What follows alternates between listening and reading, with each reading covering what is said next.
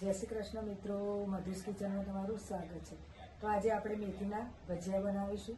તો ચાલો આપણે બનાવવાનું શરૂ કરીએ। તેના માટે મેં આ મેથી લીધી છે અને અડધો કલાક પહેલાં પલાળી દીધી હતી અને 2 થી 3 પાણી ધોઈ નાખી છે। હવે આપણે એનું ખીરું બનાવીશું।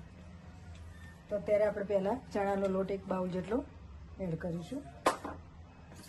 હવે આ લીલા સૂકા ધાણા લીધા છે મેં 1 ચમચી જેટલા। કાળા મરીનો પાવડર જે આવે છે એ લીધો છે 1 ચમચી જેટલો। લીલા મરચાં લીધા છે એ પણ લઈ લઈશું।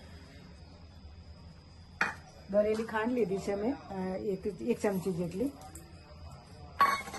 હવે આપણે આ મેથી છે એ અંદર એડ કરી દઈશું। હવે આપણે આનું ખીરું કરી દઈશું।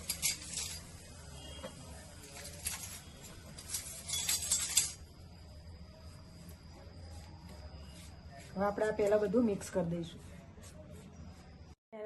આની અંદર 1 બાઉલ જેટલો ફરીથી આપણે ચણાનો લોટ એડ કરીશું। મેં 1 બાઉલ જેટલો નાખ્યો છે।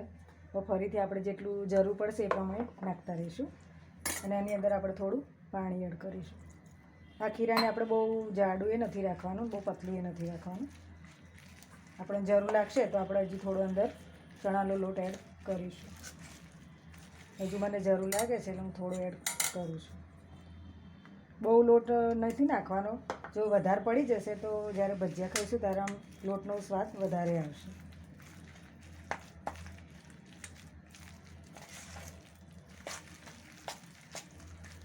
હવે આપણું ખીરું તૈયાર છે। હવે આને આપણે અડધો કલાક માટે રહેવા દઈએ।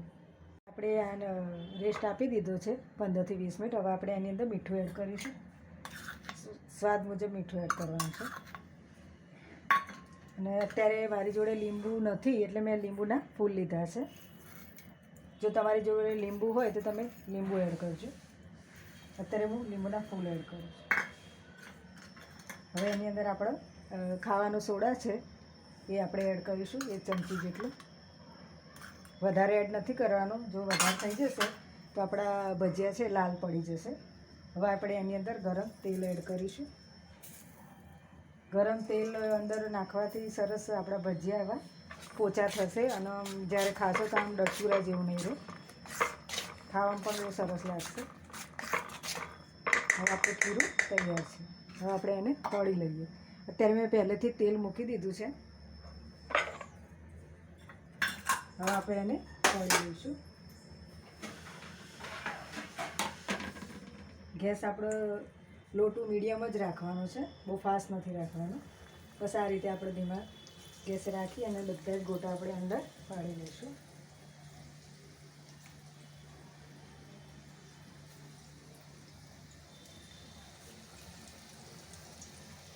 જો ધીમા ગેસે આપણે ભજીયાને કરીશું તો બહુ સરસ આપણા ભજીયા થશે। તમે જોઈ શકો આપણા ભજીયા સરસ ઉપર તળીને આવી ગયા છે। જો આ રીતે તમારા ભજીયા એના જાતે જ ઉપર આવી જશે ને તો તમારે માનવાનું કે તમારું ખીરું પરફેક્ટ થયું છે। તમે જોઈ શકો છો।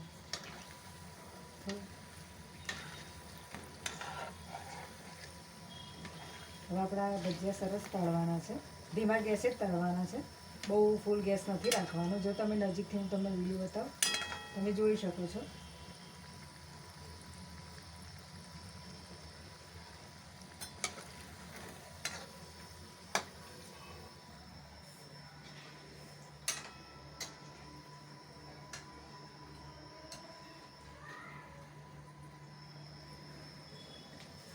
જો કેટલા સરસ ફૂલીને થયા છે, મોટા મોટા। જો ખીરું સારું હશે તો આ રીતે સરસ તમારા ભજીયા પડશે। હવે આપણે એને થોડા થવા દઈશું। આપણા ભજીયા સરસ તળાઈ ગયા છે, તમે જોઈ શકો છો। હવે આપણે આ રીતે બધા કાઢી લઈશું।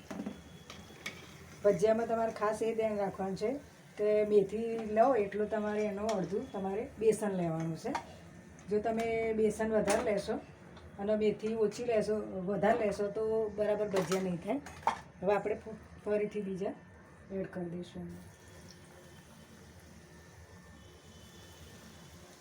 આ ભજીયા બહુ સરસ થાય છે ખાવા। હવે આપણે બીજા પણ તળી લીધા છે, જો તમે જોઈ શકો છો।